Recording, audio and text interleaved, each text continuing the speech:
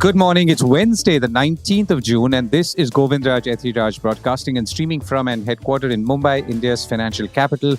Before we start, India has an inflation problem that does not really seem to be anybody's problem.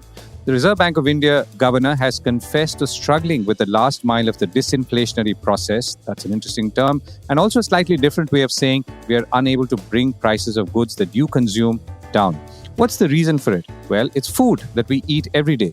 Food inflation is at a 10-month high of 9.8%. Vegetable inflation, hold your screens or mobiles, is at 32% and up from 24% last month.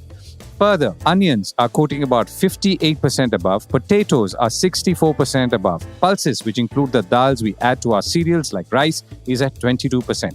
Now, the governor has a tough job because he has to talk about inflation as the Reserve Bank of India moves interest rates up and down to fight it, except that interest rate changes seem to have had no impact on food inflation or are perhaps not the best tool to fight it. The larger problem, as I see it, is that no one really owns the problem of food inflation, at least in public eye. Now, it's not easy to fight food inflation in a country like India, particularly since vegetable prices fluctuate quite wildly and are also connected to infrastructure challenges like insufficient storage and cold storage and the lack of it, like in the case of tomatoes, which can go from 250 rupees per kilogram, as they did in July or August last year, to 10 rupees per kilogram in days, and then on to being dumped on highways by farmers. Now, it's not the Reserve Bank of India's job either, because fighting food inflation is not a monetary policy matter, at least as such. Now, to be fair to the government, it's been doing its bit, including, for example, banning exports of some food products like rice or setting up import lines for pulses from other countries, including in Africa. Pulses is dals. All this clearly has not worked and reflects the lack of long-term investments, for example, in infrastructure, rather than recent policy steps. It also does not help that what we are seeing in terms of weather and climate is perhaps unprecedented and only likely to get worse. On the other hand, the general silence, as I would call it, on inflation is not really helping, particularly food inflation. It would suggest to me that there is no real long-term thinking going on behind the scenes in terms of attempts to rein in food inflation. Now, that does not mean it is not going on, because it must be. But what I'm saying is that we don't see sufficient energy and effort devoted to talking about it, and surely not enough outcomes, because there is nothing that suggests that this problem is being addressed as a multi-dimensional challenge with extreme urgency, as it should be. And by the way, inflation goes beyond food. Rent is another component which you don't hear of much. A report just out from real estate consulting firm Anna says the average rent for a standard two-bedroom house spread over 1,000 square feet in 7 major cities in India has increased by up to 64% in the last 5 years, or since 2019. The average rent in a part of Noida, which is in the national capital region of Delhi, has gone up by 63% to about 25,000 rupees in the last quarter. And in Chembur, in Mumbai, it has the highest average rent for a two-bedroom home, about 63,500 rupees. It used to be about 45,000 rupees in 2019. Now, there are several other examples from different parts of India, but they all roughly tell the same story. And I can assure you, salaries or incomes have not gone up 50% in the last 5 years, at least not in the median. And now on to our top stories and themes for the day. Market capitalization crosses $5.2 trillion as indices stay at all-time highs. The Reserve Bank of India admits helplessness on inflation. India's consumers are spending less, and yet GDP is at 8.2%, decoding the meaning and impact. The amazing story of how India actually has surplus power during the day and deficit at nights. And why the United Kingdom or Britain may not cut interest rates thanks to Taylor Swift.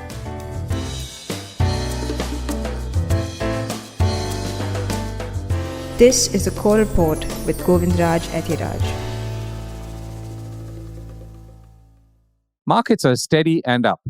The Indian markets hit record highs in early deals and held on to them during the day. The benchmark BSE Sensex hit a lifetime high of 77,367 intraday, while the NSE hit a intraday high of 23,579. More interestingly, the market capitalization of all BSE listed companies was at $5.2 trillion, or about 423,000 crore rupees. The BSE Sensex ended up at 77,301. That's up 308 points. And the Nifty50 closed up 92 points at 23,558. In the broader markets, the BSE MidCap also hit a new high and the BSE SmallCap also hit another all-time high. So all indices are basically hitting all-time highs. Meanwhile, the economy, as reflected by direct tax collections, is also going strong. The Indian government's net direct tax collection rose about 21% year on year to about 463,000 crores. That's from April 1st to June 17th, according to the Ministry of Finance on June the 18th. That's yesterday. On a gross basis, tax collections before refunds grew more than 22% year on year to about 516,000 crore rupees, according to the Ministry of Finance. Elsewhere, oil prices continue to rise, now touching a shade under $85 a barrel. Oil climbed, building on its biggest weekly advance since early April and extending a short covering rally, thanks to risk-on sentiment in broader markets, according to Bloomberg. Meanwhile, a rally in leading technology companies has driven stocks to all-time highs, with the S&P 500 hitting a 30th record this year. Traders are now standing by for retail sales data, among other cues. This is ahead of Wednesday's holiday, according to Bloomberg. Overall optimism, by the way, has lifted US equities by about 15% this year. So if markets are rising, they're rising in many parts of the world, including, of course, in the United States. Also, back in the United States, industrial production increased in May, helped by a broad-based pickup in factory output, which is seen as a positive sign for a manufacturing sector that's been struggling for momentum. The 0.9% increase in production at factories, mines, and utilities followed no change a month earlier, according to Bloomberg reporting on Federal Reserve data. This gain, by the way, exceeded all forecasts in a Bloomberg survey of economists. The US markets are closed on Wednesday, the 19th of June, for a federal holiday. The difficult fight against rising inflation. India's central bank has a retail inflation target of 4%. Getting to it, particularly the last mile, is proving increasingly challenging, the Reserve Bank of India has admitted. The last mile of the disinflationary process is proving to be sticky owing to the stubborn food prices in the country, the Reserve Bank of India Governor Shaktikanta Das said at an Economic Times event on Tuesday. He said that the disinflationary process is facing a lot of resistance from food inflation, which is stubborn and high, primarily due to supply-side factors affected by weather conditions. According to him, this is also seen in certain advanced economies, which is that the last mile of disinflation journey proves sticky and arduous. It's not clear to me, though, if the economies that he's referring to are facing the same set of inflation triggers and for the same reasons. Back to him, he said that there are lots of uncertainties. Food inflation continues to be high. The average food inflation in the last 7 months has been around 8%, while core inflation, which is the rest of it, has substantially moderated and reached a historical low of 3% in May. Now, this unfortunately does not really help you or me in terms of our monthly household bills. Retail inflation stood at a one-year low of 4.75% in May, thanks to that figure, which is the wholesale price inflation being low. But on the other hand, as we've been talking about, food inflation has been high. Now, what is making things worse, of course, is the extreme climate conditions right now in the form of severe heat waves across the country, which in turn links to energy, and more of that shortly. And then the monsoons are already 20% deficient as of this week and starting from June 1st, as we mentioned yesterday. Now, this may and ought to change in coming weeks, but this is where we are poised quite trickily. Remember, this year's monsoon was forecast as being above normal. Of course, we have some time to go on the monsoon, though I don't know about the rest of it.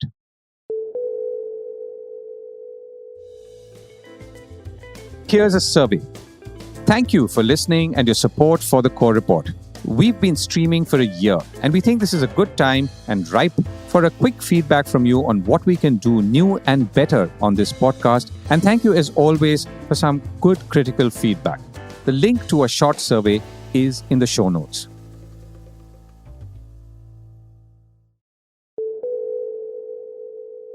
How India is facing a deficit in power supplies at night. Now, latest reports quoting India's power ministry say the demand for power at the peak time on Monday, that's day before, reached about 89 gigawatts, the highest ever for the northern region of India, adding that the strong demand which has prevailed since May 17th was challenging, Reuters reported. The temperature in the national capital of Delhi was about 44 degrees late Monday afternoon, but the IMD, or the Indian Meteorological Department, said it felt like 49.2 degrees Celsius. Now, this summer has seen a record peak of 250 gigawatts for power throughout the country, with the ministry implementing various measures as the need for air conditioners and other cooling appliances arises, which is where I ought to say once again, like I did yesterday, that we need to reduce the goods and services tax at air conditioners, or rather on air conditioners, which is at a prohibitive 28% currently, which you would apply for luxury goods, and air conditioners are clearly not. Now, there are two interesting points to note. First, the overall power generation capacity in India is higher than even the peak demand levels that we are seeing currently, much higher actually. It's a different issue that all power plants cannot just fire up like that, because there are various things going on with them, and we will come to that in a moment. The second and more important point to note is that India is actually power surplus during the day and deficit during the night. So if you think that all our demand for increased cooling through air conditioners and so on, apart from other needs during the day thanks to hot summers, is causing a deficit, actually it's not. The deficit is at night. Now, this is, of course, a top view, but the interesting fact is that the rise in solar power is actually leading to more surplus during the day, which goes away at night. And it goes away at night because obviously solar plants, whether they are independent or on your roof, stop generating electricity as the evening sets in. So in India's electricity exchanges, power is being bought for around 3 rupees per unit during the day, while at night, distribution companies are willing to pay up to 10 rupees per unit and still not finding sellers. The result? Load shedding and sweltering nights without electricity for homes in some parts of the country. I spoke with Delhi-based Victor Vanya, co-founder of EMA Solutions, an energy intelligence and data firm that tracks real-time electricity sales and demand data across India, among other insights. And I began by asking him to take us through the overall demand and supply figures before coming to that interesting gap between daytime and nighttime power demand and supply numbers across India. So if you look at our installed capacity as such, so we have around 440,000 megawatt of installed capacity. But given the peak season, we are in the summer, and our peak demand is around 240,000 megawatt. But it may look very contrast, whether we have a lot of surplus in the system, then why are we facing issues on supply side? The thing is, most of the RE generating sources, especially the solar and wind, they're all intermittent and they cannot be used around the clock. And mostly we depend on thermal generation, which is around 240,000 megawatt.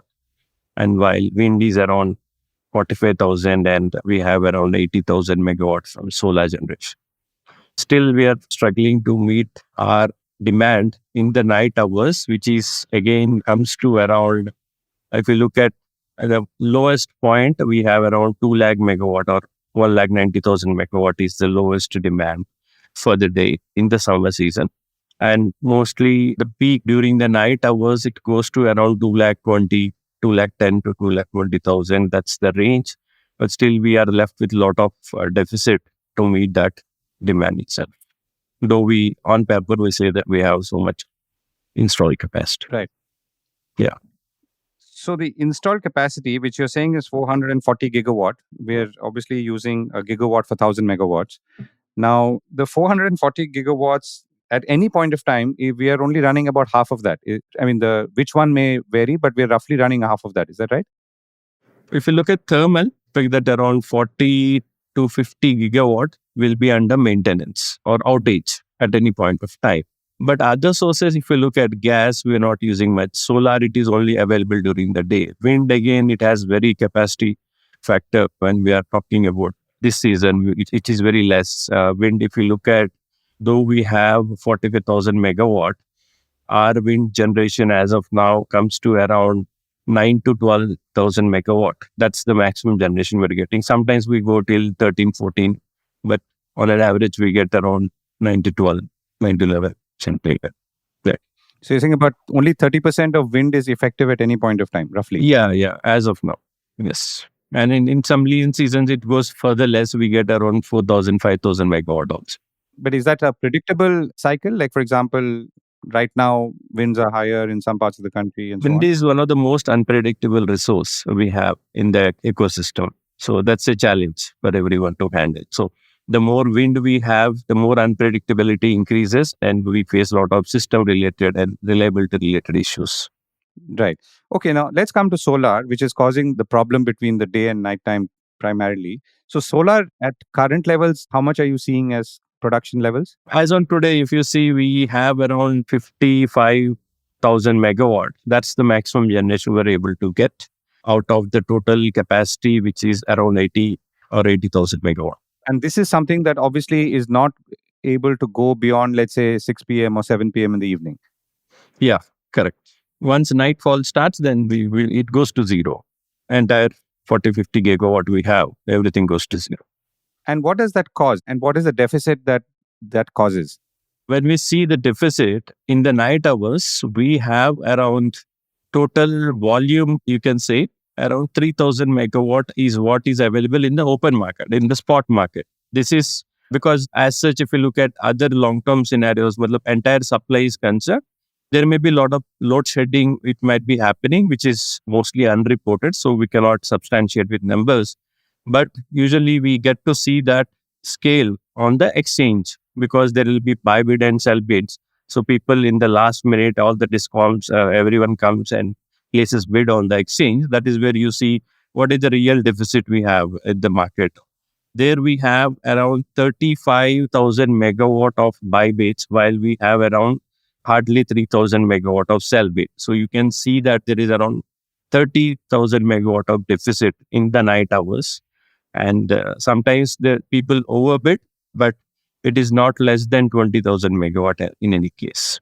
And this is really caused by the fact that we have obviously increased our solar capacity, which is helping us during the day, but we don't have enough thermal capacity or storage to make up for the gap going into the night. Yes, we are seeing even post-COVID, we saw that there's more than 10% of growth annually we saw in many years consecutive to the COVID surge. But the capacity addition we're doing, if you look at from 2016, 17 or 17, 18, that time onwards, we have reduced our thermal capacity addition and we are focused solely on solar capacity addition. So yearly, we are adding around 7 to 8,000 megawatt of solar. And this year, just last year, 23-24, we added around 15,000 megawatt of solar, while the total thermal capacity which came in is only 6,000 megawatt. And to compensate for thermal capacity addition, so other clean energies like nuclear, so we are not adding any, mostly in the last 5-6 years, maybe 1 or 2 gigawatt we added nuclear. And there is no, can say, serious effort being done to bridge that gap, which is building up during the night hours. Is India different in its nighttime consumption pattern from other countries? And how do other countries manage it? Because obviously many other countries are going through a similar path of solarization and similar, let's say, spikes in generation. Yeah, but every country, even every state in India has their own unique characteristics of demand curve. It depends on the mix of commercial, industrial, and the residential or agriculture demand. And given the load shape is concerned, we have to design our supply sources. So every country has their own resource plan and they try to meet or plan their generation in such a way that they'll be able to meet their demand, whatever shape it may be for that respective country or power system. Instead of looking at some country has this mix of RE or this kind of setup, it's not feasible for us to copy the same thing. And we should plan based on our demand and the growing needs and the demand mix. We should plan our own unique set of generation sources. Victor, thank you so much for joining me. Yeah, well, thank you very much. Why is private consumption down? Now, you may have heard for many quarters now how private consumption in India is slowing down across the economy. Now, this is not so evident in macro numbers, except the one I'm coming to, but it has been quite evident in other indicators like sales of consumer product companies for more than a year now. Now, there was an interesting situation recently when the CEO of a privately owned paints company pointed out to his investors he was unable to understand why their business, which usually tracked gross domestic product or GDP numbers, was not doing so anymore. Well, the answer, as we will come to, is that after some 30 years of close correlation between private consumption and GDP growth, the link has snapped. A research paper by the Observer Research Foundation says that contrary to consumption driving the India growth story, in 23-24, private final consumption expenditure grew at only around 4% against the 8.2% GDP growth. Interestingly, gross fixed capital formation or public investment in roads and ports and airports and other projects grew by almost 9%, emerging as the prime mover of the India growth story last year. Now, this is something you know, but these are the numbers. The origin of this shift can be located in the data in the last 2 quarters, and there is at least a temporary decoupling of consumption and GDP, with investment picking up pace and acquiring a greater share of domestic output, says the Observer Research Foundation, adding that their econometric analysis conducted by its authors revealed that from 1991, India encountered a consumption-driven growth phenomenon. And now, in 23-24, that core movement, as they call it, has snapped. I reached out to Dr. Nilanjan Ghosh, director at the Observer Research Foundation in India and author of this report, where he heads the Center for New Economic Diplomacy, CNED, and also the Observer Research Foundation's Kolkata Center, where he is based right now. I began by asking Dr. Ghosh to walk us through some of the basic definitions of GDP and then coming to the 2 strands of private consumption and public investment. See, private consumption essentially measures the consumer spending on goods and services, and in one particular year. So as far as India is concerned, we have the financial year, as you know, from April to March. That's 1st of April to 31st of March in the subsequent year. So usually it's measured as a flow of consumer demand and how much a consumer has spent, largely in fact during that particular period, on consumer goods and the various services also. Now, what has happened in fact over the last 3 decades is that India, ever since economic liberalization in 1991, if you look at the trend, especially of private final consumer expenditure, it essentially has a very high degree of correlation, almost, I would say, a co-movement of consumption growth and GDP growth. That is what you will note, in fact, if you plot the graph altogether. And when we tried to find some kind of a causal relation, we essentially found that the most prominent factor leading to GDP growth in India over the last 3 decades has been this consumer spending or consumption. Now, this trend continued from 1991 or even prior to that. To a certain extent, that was also in force, but became more prominent after the liberalization. And what we find is till the last 2 quarters of the last financial year, this trend continued. But in the last 2 quarters, suddenly we find that this correlation has snapped. And we suddenly find that the growth or the economic growth or the GDP growth, that's how we define it, it is essentially the pool of goods and services produced within the economy, has been driven by rather capital expenditure, and mostly, in fact, public expenditure on capital goods and services, on creation of capital, rather than by consumption. That doesn't mean that consumption has declined. Consumption has also grown.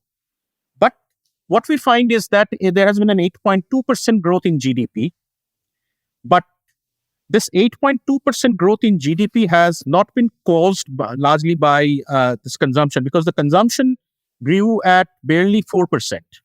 But when we find the gross fixed capital formation or investment, that grew at almost 9%. So even today, if you look at this entire phenomenon of consumption-driven growth, you will find that 55 to 60% of the GDP is contributed by consumption. So what is the concern when this sort of snapping of link happens or has happened, as you said, for the first time in 30 years? I shouldn't say that there is a concern out here.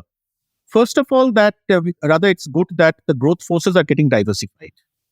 In one sense, we need not rely on one force of growth, that is household consumption only. Rather, we should have various forces of growth. And if India at all has to grow, in fact, over the next 10 years at what we are talking about, that we should have 8% growth or 10%, whatever it is, whatever the figure. If we have to grow and maintain a robust growth rate over the next decade, we have to have various forces of growth in place. So quite naturally, it is good that capital expenditure has grown at 9%, and that has led to this part in growth, at least this 8.2% growth in the last financial year. But now this capital expenditure essentially should be the enabling factor for private investment as well, whether it is FDI or domestic investment. Because what you're creating out of this is physical infrastructure in the process, right? Which should bring down the entire transaction costs of doing business. In one sense, this is good. On the other side, we cannot do away with consumption as a force of growth. So in that sense, the consumption or the consumer spirit has to be retained.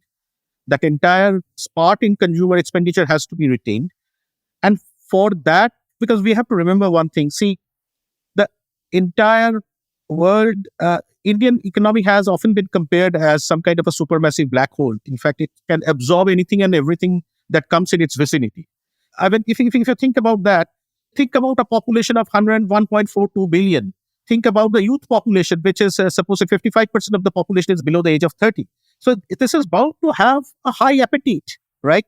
And FDI flow, or suppose say private investment or domestic investment should happen here because of the huge consumer market. So naturally, this part is going to be there. And for that, one needs to think about the rise in disposable income as well.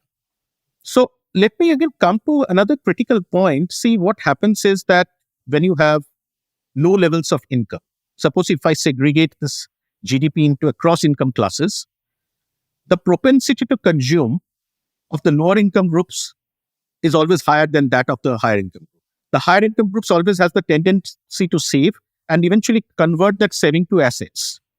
Inject that rupee 1 into the lower income group, they will consume. So they will lead to the spurt in the consumption-driven growth. Now, as far as higher income group is concerned, with their asset creation and saving, they lead to what we call the loanable or the investable fund. So they can lead to the spurt in investment. So two growth forces can get created if the same 1 rupee gets injected in various income classes. Got it.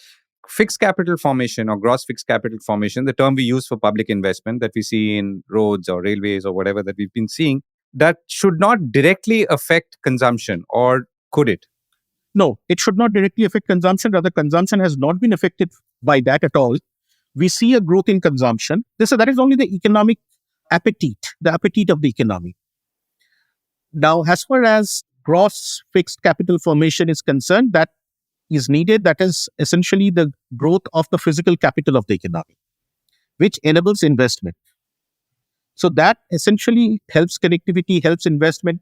Now, in fact, let me also introduce one interesting notion here, which UNDP and the UNEP have come out with. They have this notion of inclusive wealth of nations. Now, inclusive wealth of nations essentially consists of physical capital, which is the gross fixed capital formation, natural capital, human capital, and social capital. Now, it has been found, in fact, in one of our analysis as well, where you have these 4 forms of enabling environment created by these 4 forms of capital, financial capital essentially flows there. So these 4 forms of capital create enabling business conditions. And so one very critical element out here is this creation of physical capital is something that you find ubiquitous across large parts of the global south and the emerging nations, to be more specific, the emerging nations. So this is important. Right. So last question, Nilanjan. So you're saying that therefore we should be focusing on increasing or stepping up private consumption in isolation. And this is nothing necessarily to do with the public investment that's going in, because we need to balance out forces in the economy. Any 30-second prescription there? Yeah. One very important thing is that, first of all, definitely you have to reward, well, that comes from a very fiscal measure. You have to reward the households in some way or the other. There has to be the right kind of tax stops for them. Correct. And there are rumors, for example, of some shifts in tax slabs coming budget. We just hope so. See, China is already doing it. I mean, China had an export-driven growth phenomenon. Now they are trying to move towards a consumption-driven growth phenomenon so that the growth force turns out to be domestic in nature rather than what they had in the form of export-driven growth. Because you cannot always have faith in the external sector. You cannot always have faith, in fact, in the European Union or the US, because the European Union went into a slump, in fact, in 2008 after the financial crisis as well. So that is something that you have to think of. So we have to have the domestic forces in place as well. But at the same time, you have to have your competitive exports as well. So you have to have diversified growth drivers. That is most important. Thank you so much for joining me. Pleasure. Meanwhile, India is expected to grow by 7.2% in the current fiscal year, stronger than earlier expected, with the Reserve Bank of India opting for just a 1/4 point rate cut in this period, Fitch Ratings said in its quarterly Global Economic Outlook report published on Tuesday and reported by Reuters. Fitch has also raised its world growth forecast for 2024 to 2.6% from 2.4% earlier, as confidence in European recovery prospects improve, China's export sector revives, and domestic demand in emerging markets, excluding China, is showing stronger momentum. according to Fitch. Taylor Swift may keep interest rates down. Sticking to growth, well, before I come to that, we've of course heard of Swiftonomics. If you haven't, you're forgiven, of course, and that's one good reason for you to stay tuned to the core report. Now, apparently American rock and pop star Taylor Swift's record-shattering Eras tour is continuing to supercharge consumer spending as it enters the United Kingdom, says Reuters. Hundreds of thousands of dedicated Swifties, as they're called, are flocking to London in August to see the singing sensation during her final UK dates. And the economic boost could be enough to defer a possible September interest rate cut, according to investment bank TD Securities, quoted by Reuters. Reuters further says, and quotes, their head of global macro strategy, saying that they still anticipated a Bank of England cut in August, but the inflation data for that month might keep the Monetary Policy Committee on hold in September. The Bank of England is expected to soon start lowering its bank rate from a 16-year high of 5.25%, with all but 2 of 65 economists polled by Reuters anticipating a cut in August, while financial markets are pricing in September. However, a possible clash between one of Swift's August tour dates and a key inflation index day could skew the data enough to make the bank rethink its path, the analysts said, as quoted by Reuters. Now, this is not as bizarre as it sounds. Here's why. A surge in hotel prices then could be material, temporarily adding as much as 30 basis points to services inflation, according to TD Securities. The Bank of England, not surprisingly, did not respond to those comments when contacted by CNBC and quoted by Reuters, but said that the MPC looked at a wide range of economic indicators when they make their decisions on interest rates.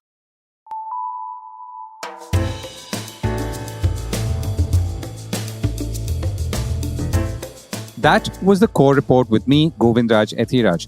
Do stay connected with more of our coverage at the core. You can check out our website or sign up to our newsletter for our exclusive stories, one in-depth feature a day on www.thecore.in. Do also track us on LinkedIn, where we usually post synopses or extracts of our top stories and interviews. We would love your feedback on how we can make business more interesting and relevant, including, of course, India's vibrant manufacturing sector. So write to us at feedback@thecore.in, and thank you once again for listening.